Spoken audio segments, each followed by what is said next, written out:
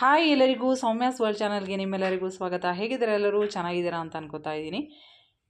ನನ್ನ ವಿಡಿಯೋ ನಿಮಗೆ ಇಷ್ಟ ಆಗ್ತಾ ಇದ್ದರೆ ಲೈಕ್ ಮಾಡಿ, ಶೇರ್ ಮಾಡಿ, ಕಮೆಂಟ್ ಮಾಡಿ, ಸಬ್ಸ್ಕ್ರೈಬ್ ಮಾಡ್ಕೊಳ್ಳಿ. ಪಕ್ಕದಲ್ಲಿರೋ ಬೆಲ್ ಐಕಾನ್ನ ಪ್ರೆಸ್ ಮಾಡಿ. ಇವತ್ತಿನ ವ್ಲಾಗ್ನ ನಾನು ದೀಪಾವಳಿ ವ್ಲಾಗನ್ನು ಸ್ಟಾರ್ಟ್ ಮಾಡ್ತಾ ಇದ್ದೀನಿ. ಸ್ನಾನ ಎಲ್ಲ ಮುಗಿಸಿ ಆದಮೇಲೆ ಇವಾಗ ರಂಗೋಲಿ ಹಾಕ್ತಾ ಇದ್ದೀನಿ. ಬೆಳಕಿನ ಹಬ್ಬದ ಜೊತೆಗೆ ರಂಗೋಲಿ ಕೂಡ ಸ್ವಲ್ಪ ಕಲರ್ಫುಲ್ ಆಗಿರಲಿ ಅಂತ ಕಲರ್ ಹಾಕ್ತಾ ಇದ್ದೀನಿ. ನಿಮಗೆಲ್ಲರಿಗೂ ಕೂಡ ಬೆಳಕಿನ ಹಬ್ಬದ ಶುಭಾಶಯಗಳು.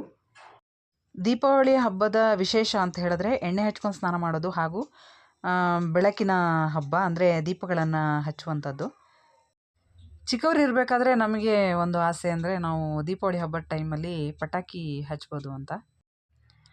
ಈ ವ್ಲಾಗ್ ಬರೋದ್ರೊಳಗಡೆ ದೀಪಾವಳಿ ಹಬ್ಬ ಮುಗಿದೋಗಿರುತ್ತೆ. ಯಾಕೆಂದರೆ ಸ್ವಲ್ಪ ನೆಟ್ವರ್ಕ್ ಇಶ್ಯೂ ಇರೋದರಿಂದ ಸ್ವಲ್ಪ ಲೇಟಾಗಿ ವ್ಲಾಗ್ ಬರ್ತಾ ಇದೆ, ಸಾರಿ ಅದಕ್ಕೆ. ಹಾಗೆ ದೀಪಾವಳಿ ಹಬ್ಬ ಮುಗಿದ ತಕ್ಷಣ ಕಾರ್ತಿಕ ಮಾಸ ಸ್ಟಾರ್ಟ್ ಆಗುತ್ತೆ. ಕಾರ್ತಿಕ ಮಾಸದಲ್ಲೇ ತುಳಸಿ ಹಬ್ಬ ಬರುತ್ತೆ. ಅದು ಕೂಡ ತುಂಬ ಚೆನ್ನಾಗಿರುತ್ತೆ ತುಳಸಿ ಹಬ್ಬ. ದೀಪಗಳನ್ನು ಇಡೋದು ದೀಪಾವಳಿ ಹಬ್ಬಕ್ಕೆ ಮತ್ತು ಹಾಗೆ ತುಳಸಿ ಹಬ್ಬಕ್ಕೆ. ನಾವು ಚಿಕ್ಕವರು ಇರಬೇಕಾದ್ರೆ ಸ್ನಾನ ಎಲ್ಲ ಮಾಡಿಬಿಟ್ಟು ಹೊಸ ಬಟ್ಟೆ ಹಾಕ್ಕೊಳ್ಳೋದು ಅನ್ನೋದೊಂದು ಖುಷಿ.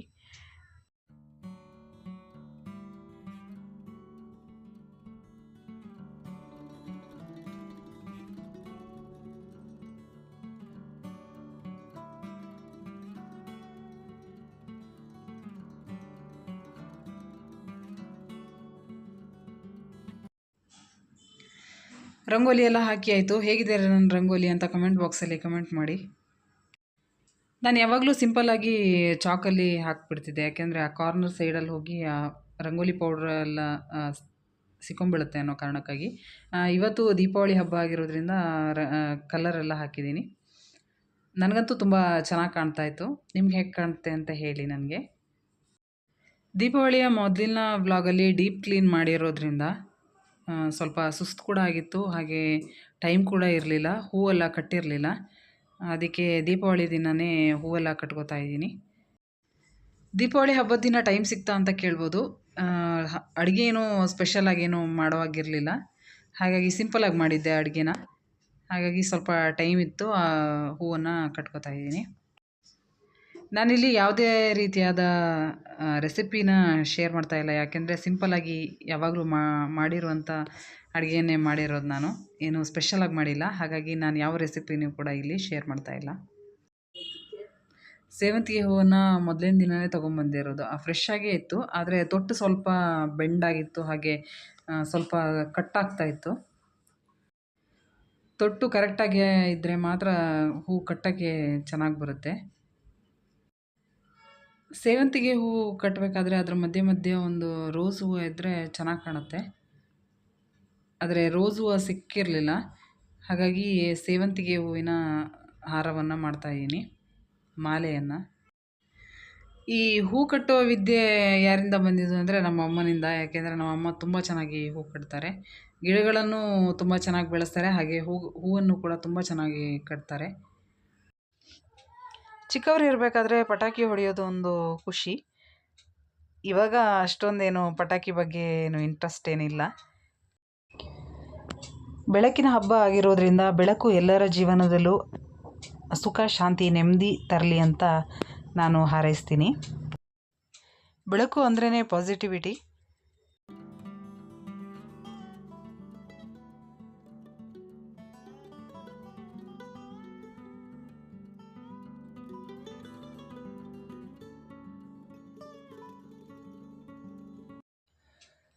ಸೇವಂತಿಗೆ ಮಾಲೆ ರೆಡಿ ಆಯಿತು.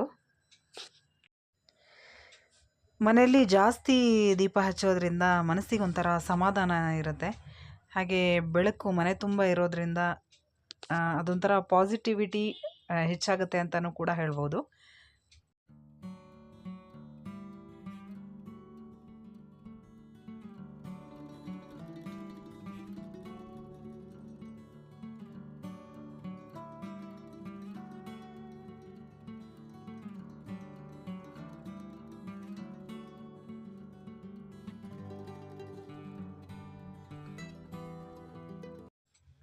ನಾನು ಈ ರೀತಿ ದೇವ್ರ ಪೂಜೆನ ಮಾಡಿದ್ದೀನಿ. ಹಾಗೆ ನೈವೇದ್ಯಕ್ಕೆ ನಾನು ಅವಲಕ್ಕಿ ಉಂಡೆನ ಇಟ್ಟಿದ್ದೀನಿ. ಪ್ರೀವಿಯಸ್ ವ್ಲಾಗಲ್ಲಿ ನಾನು ನಿಮ್ಮ ಜೊತೆ ಶೇರ್ ಮಾಡ್ಕೊಂಡಿದ್ದೆ ಅವಲಕ್ಕಿ ಉಂಡೆ ಮಾಡುವ ರೆಸಿಪಿನ. ಇಲ್ಲಿ ನೈವೇದ್ಯಕ್ಕೆ ನಾನು ಅದೇ ಅವಲಕ್ಕಿ ಉಂಡೆನ ಇಟ್ಟಿದ್ದೀನಿ.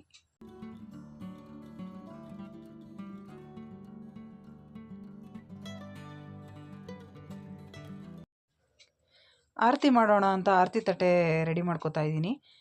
ಇವತ್ತು ಹೂವಿಂದ ಅಲಂಕಾರ ಮಾಡಿ ಆರತಿ ತಟ್ಟೆನ ರೆಡಿ ಮಾಡ್ಕೊಳ್ಳೋಣ ಅಂತ. ಆರತಿ ತಟ್ಟೆನ ನಮಗೆ ಇಷ್ಟ ಬಂದಂತೆ ಯಾವ ರೀತಿ ಬೇಕಾದ್ರೆ ಅಲಂಕಾರ ಮಾಡ್ಕೋಬೋದು. ನಾನಿವತ್ತು ಹೂವಿನಿಂದ ಆರತಿ ತಟ್ಟೆನ ಅಲಂಕಾರ ಮಾಡ್ಕೋತಾ ಇದ್ದೀನಿ.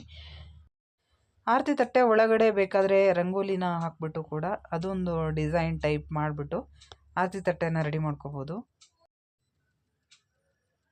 ನಾನು ಆರತಿ ತಟ್ಟೆನ ಹೂವಿನಿಂದ ಅಲಂಕಾರ ಮಾಡಿರೋದು ನಿಮಗೆ ಹೇಗೆ ಅನ್ನಿಸ್ತು ಅಂತ ನನಗೆ ಕಮೆಂಟ್ ಬಾಕ್ಸಲ್ಲಿ ತಿಳಿಸಿ.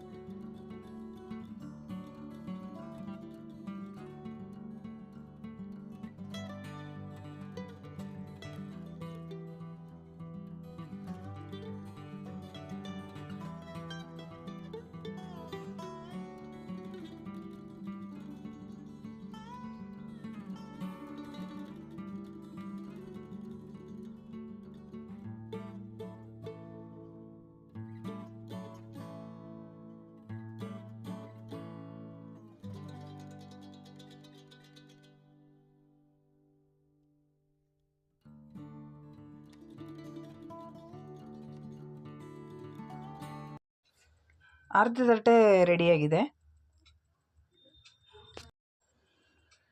ಹೊರಗಡೆ ಎಲ್ಲ ದೀಪ ಇಡಬೇಕಲ್ಲ, ಹಾಗಾಗಿ ದೀಪಗಳನ್ನೆಲ್ಲ ಕ್ಲೀನ್ ಮಾಡಿ ಇಟ್ಟಿದ್ದೆ. ಇವಾಗ ಬತ್ತಿನೆಲ್ಲ ಹಾಕ್ಕೊಂಡು ಎಣ್ಣೆನೆಲ್ಲ ಹಾಕೋತಾ ಇದ್ದೀನಿ.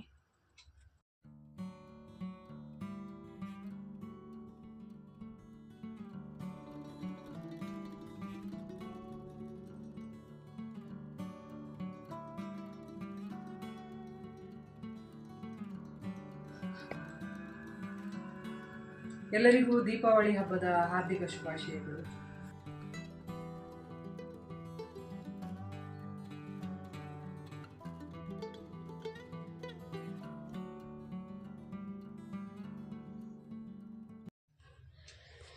ಹೊರಗಡೆ ಎಲ್ಲ ಆವಾಗಲೇ ದೀಪ ಎಲ್ಲ ಹಚ್ಚಿ ಇಟ್ಟಿದ್ದೆ.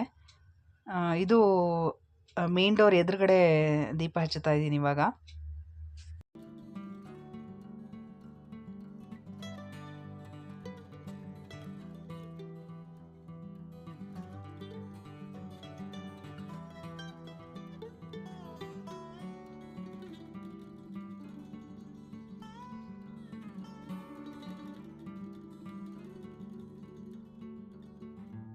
ಈ ವಿಡಿಯೋವನ್ನು ನಾನು ಇಲ್ಲಿಗೆ ಎಂಡ್ ಮಾಡ್ತೀನಿ. ಸಿಗ್ತೀನಿ ಇನ್ನೊಂದು ವಿಡಿಯೋದಲ್ಲಿ. ಅಲ್ಲಿವರೆಗೂ ಬಾಯ್.